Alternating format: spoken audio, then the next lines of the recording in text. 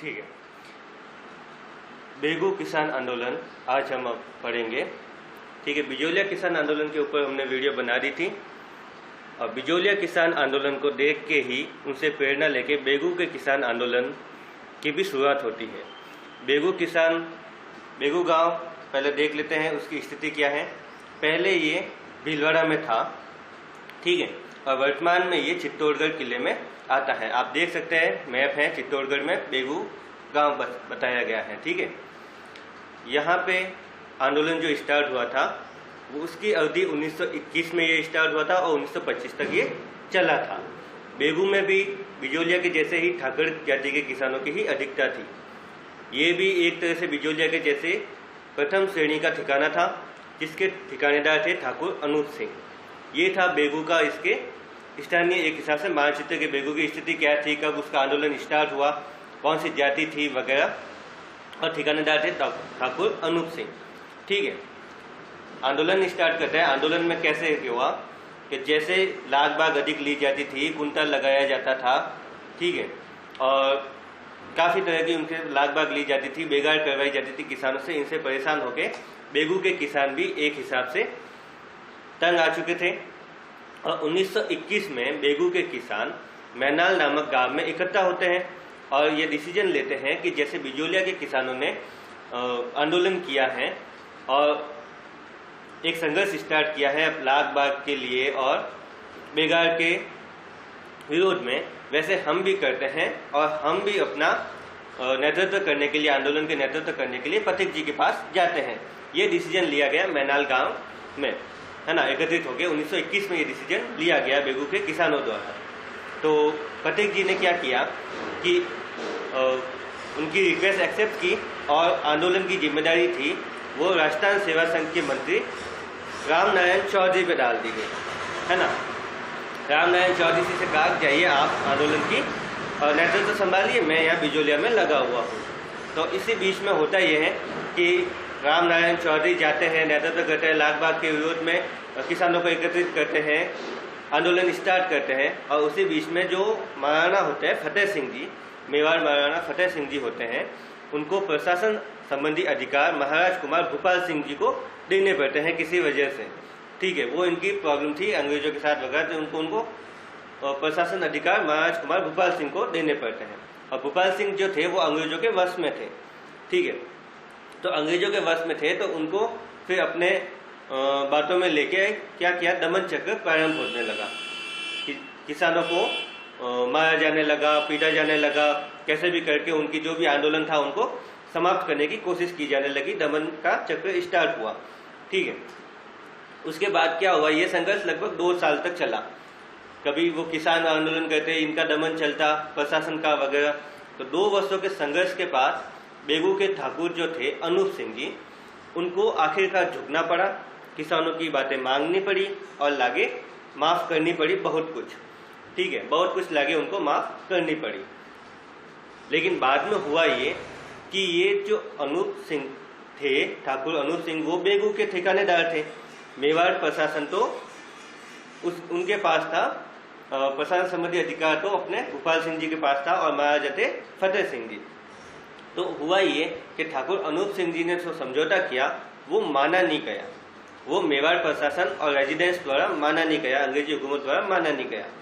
तो बाद में क्या किया, इस समझौते को बोल्शेविक की समझौते की संज्ञा दी गई, है ना। बोल्शेविक समझौते की संज्ञा दी गई, मेवाड़ प्रशासन ने माना नहीं, उल्टा ठाकुर अनूप सिंह को जो उन्होंने मांगे मान ली थी उसके लिए उनको अनूप सिंह जी को नजरबंद करके रख दिया गया, नजरबंद कर दिया गया। और बेगू में लाला अमृतपाल को मुंसरिम बनाया गया। अभी लाला अमृतपाल कौन थे, ये दमन करने के लिए फेमस थे, कि किसी भी आंदोलन का दमन करने के लिए ये उस टाइम फेमस थे। उनको बेगू का मुंसरिम किया गया ताकि कैसे भी करके वो बेगू किसानों का आंदोलन का दमन करे, उनको झुकाए, है ना। चलते हैं आगे। बेगू किसान आंदोलन में आगे होता ये है कि किसानों की एक आंदोलन के लिए जो कर रहे थे, किसान जो आंदोलन कर रहे थे, उनकी जो प्रॉब्लम है उनके लिए ट्रेंच आयोग को जांच के लिए भेजा गया। ट्रेंच आयोग अपना वही जो किसानों से मिल रहा था, बिजोलिया में भी मिला था वगैरह, बेगू से भी, मतलब बेगू किसानों में भी ये मिलने आया ट्रेंच आयोग। उसने किसानों के आगे शर्त ये लगी किसानों का आगे शर्त ये रखी कि आप जब आयोग ट्रेंच के सामने अपनी बात रखने आएंगे तो किसी भी बाहर के व्यक्ति से आप हेल्प नहीं ले सकते, किसी भी बाहर के व्यक्ति से आप हेल्प नहीं ले सकते, आपको अपने अंदर से ही, अपने गांव वालों से ही वो आगे मीटिंग करनी पड़ेगी और अपनी बात रखनी होगी। इसके लिए पीछे सीधा उद्देश्य ये था ट्रेंच आयोग का कि कहीं बेगू के किसान विजय सिंह पथिक या राम नारायण चौधरी से सहायता प्राप्त ना कर सके। ठीक है, तो किसानों ने क्या किया, इस आयोग का बहिष्कार किया कि हमें तो मीटिंग में आना ही नहीं है, आप जानो आपके काम जाने, है ना, कि हम तो आएंगे ही नहीं। तो इससे हुआ ये कि ट्रेंच आयोग ने एक तरफा फैसला सुना दिया और एक तरफा फैसला ये था कि किसानों से जो भी लाग बाग ली जाती हैं वो सभी उचित हैं, एक दो को छोड़ के, ठीक है, और बेगार कराना भी उचित है। ये एक तरह से किसानों के विरोध में फैसला एक तरफा दे दिया गया। और इसी बीच में होता ये है कि गजट पास होता है मेवाड़ सरकार का, ठीक है, 21 जून 1923 को मेवाड़ सरकार का गजट एक पास होता है जिसमें एक सर्कुलर वो निकालते हैं।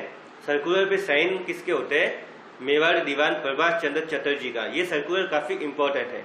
इस सर्कुलर में होता ये है कि जो भी समाचार पत्र निकाले जाते थे उस समय, जो कि आंदोलन के न्यूज वगैरह पूरे देश भर में उनका प्रसार करते थे और आंदोलन की सूचना पूरे देश भर में पहुंचाते थे वगैरह कि क्या हो रहा है, कैसे किसानों के ऊपर अत्याचार हो रहे हैं वगैरह, उन समाचार पत्रों पे पाबंदी लगाई गई। पाबंदी ये थी कि कोई भी अगर किसी के भी पास ये समाचार पत्र मिलेंगे तो उसे 1 साल की जेल होगी और कुछ आर्थिक दंड भी दिया जाएगा। और इन समाचार पत्रों में मेन थे कानपुर से प्रताप, वर्धा से राजस्थान केसरी, अजमेर से नवीन राजस्थान। ये क्वेश्चन आते हैं कि कौन सा अखबार कहाँ से संपादित होता था, कहाँ से प्रकाशित होता था। तो वापस देखते हैं, एक बार कानपुर से प्रताप होता था, वही गणेश शंकर विद्यार्थी वाला।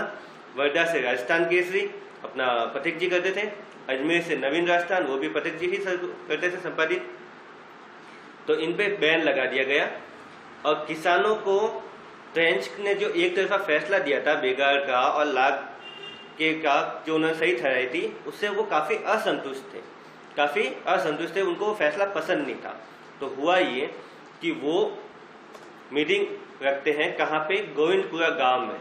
गोविंदपुरा गांव में वापस इकट्ठा होते हैं कि भाई ट्रेंच ने तो ये फैसला दे दिया है, हम इसके विरोध में क्या कर सकते हैं, क्या नहीं कर सकते, ये सब चीज़ें देखने के लिए किसान गोविंदपुरा गांव में एकत्रित हुए। तो बाद में ये ट्रेंच को और मुस्लिम जो नियुक्त किए गए थे बेगू के लाला अमृतपाल जी, उनको पसंद आया नहीं। उनको लगा कि भाई किसान कुछ बड़ा करेंगे, कुछ ज़्यादा बड़ा विद्रोह करेंगे। तो उन्होंने क्या किया, उनको हटाने के लिए सेना भेज दी कि भाई गांव खाली करो, किसानों को इधर उधर इधर उधर कर दो, उनको भगा दो। तो सेना ने क्या किया, 13 जुलाई 1923 के दिन सेना द्वारा उन्होंने पूरे गांव को घेरा और ट्रेंच के आदेश से गोलियां चला दी किसानों पे। ठीक है, इस तरह से उन पे गोविंदपुरा में जो इकट्ठा हुए थे उनको भगाया गया, उन पे गोलियां चलाई गई। और इस गोलीकांड में रूपा जी और कृपा जी 2 किसान शहीद हो गए। यहाँ से भी इम्पोर्टेंट क्वेश्चन निकल के आता है कि बेगू किसान आंदोलन में शहीद होने वाले किसान कौन थे, तो वो है रूपा जी और कृपा जी। पथिक जी द्वारा आंदोलन का नेतृत्व यहाँ से स्टार्ट होता है, क्योंकि इस हत्याकांड से वगैरह से किसानों का मनोबल काफी गिर जाता है ना। तो पथिक जी क्या करते हैं कि अब नेतृत्व अपने हाथ में लेते हैं, राम नारायण चौधरी को हटा देते हैं और नेतृत्व अपने हाथ में लेते हैं, ताकि एक हिसाब से वापस किसानों का उत्साह बढ़ाया जा सके। तो पथिक जी के आने से हुआ भी यही, किसानों के मनोबल में वृद्धि भी हुई, आंदोलन का पुनः उभरना, आंदोलन वापस उभरा, एक नया उत्साह आया नए नेतृत्व के साथ। ठीक है, और किसान आंदोलन एक बार फिर से चल पड़ा।